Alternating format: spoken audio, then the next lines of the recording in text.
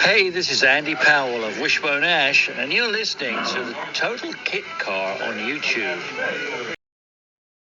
Hi, welcome to the Total Kitcar YouTube channel. My name's Steve Holt, editor of TKC Mag and totalkitcar.com. Every Friday updated with news, views and goodness knows what else, all concerning the UK's kit car industry.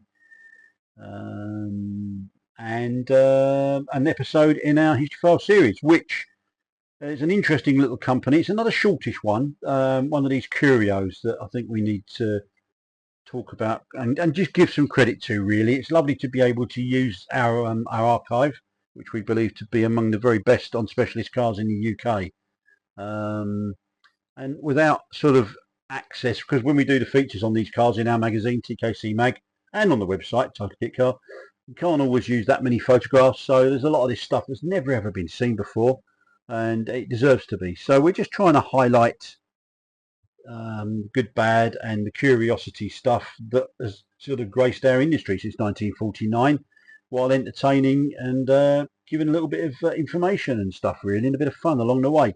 This one's a company called AG Thorpe Developments. They were car modifiers, originally based in Darley Abbey in Derbyshire. Started out in 1979. I think they were general sort of repair stuff.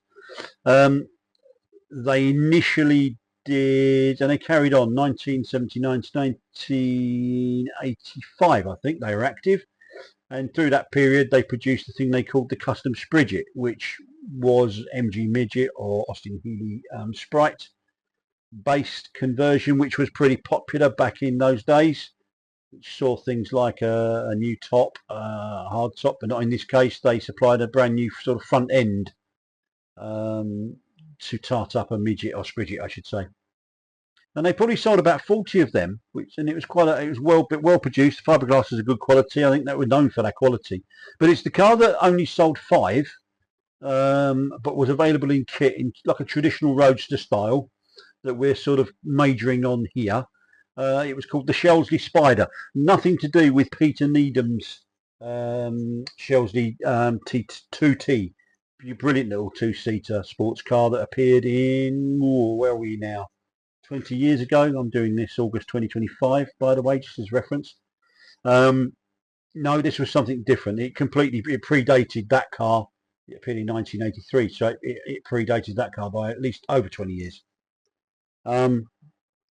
But it was a lovely little thing. It was actually debuted by the time they produced this one, by the way, the Shelsley Spyder.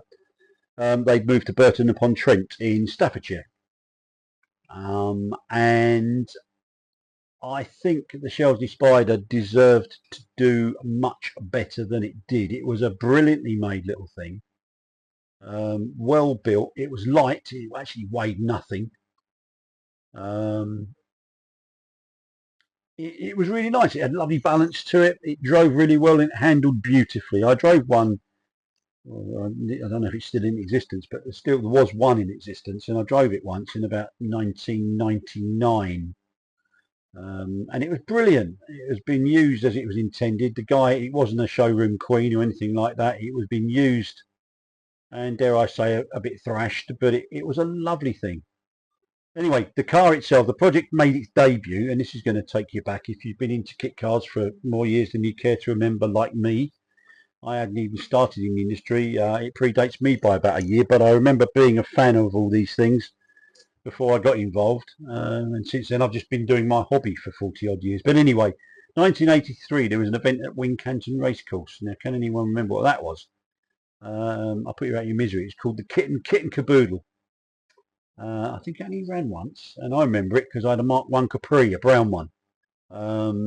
Someone had put fur on the dashboard, which yeah, don't ask. It wasn't me. I got rid of it as quick as I could. However, I wish I'd have kept it in hindsight. In fact, I had about 5 Capris after that, and I wish I'd just kept one of them, for goodness sake. But anyway, broke down on the A303 on the way home, and I had to wait about 5 hours for the emergency services. I think it was the AA at that time, I think I was with, to relay me home. But anyway, that's another story. Based on Triumph Vitesse, although GT6 could be used, I think.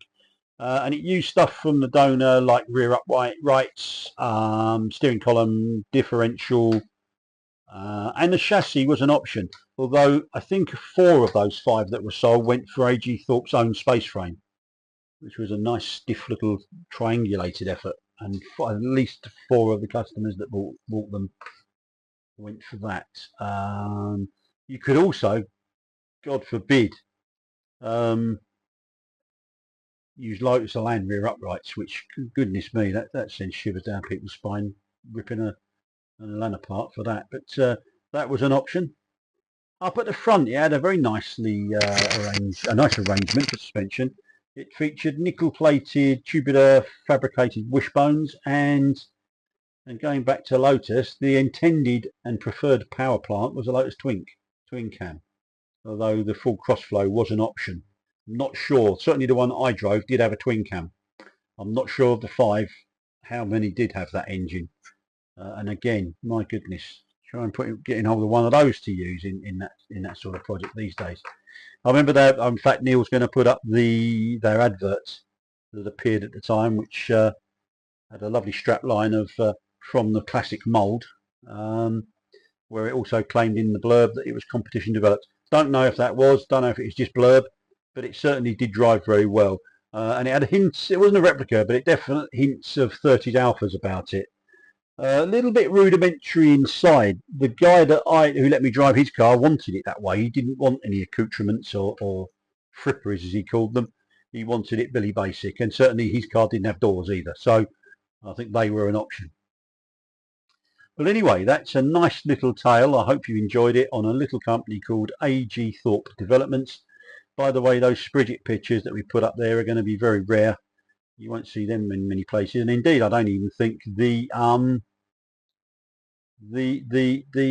Shelsley Spyder is known pretty out of my filing cabinet these days, in terms of there's not much record of that car ever existing, sadly, and it really, as I said, it deserved to sell a lot better than it did. Anyway, wherever you are in the world, I hope you're having a great day.